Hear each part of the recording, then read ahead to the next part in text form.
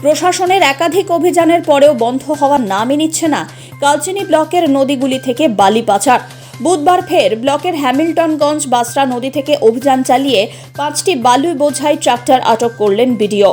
গত কয়েক সপ্তাহে একাধিকবার প্রশাসনের এইরূপ অভিযান থাকা সত্ত্বেও কেন বালু পাচার বন্ধ হচ্ছে না সে বিষয়ে উঠছে প্রশ্ন।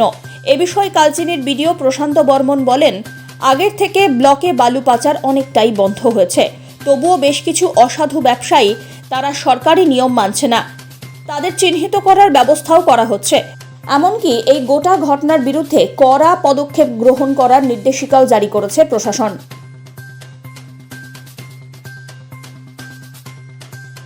অনেকটাই কমেছে, কিছু কিছু দুঃসাহসিক আছে, তাদেরকে আমরা এখন আইডেন্টিফাই করছি। কারণ সরকারের নিয়ম কখনোই ভাঙা যাবে না, আমাদের ডিএম স্যারের নির্দেশ আছে, পশ্চিমবঙ্গ সরকারের নির্দেশ আছে, নির্দেশ মেনেই কাজ করতে হবে।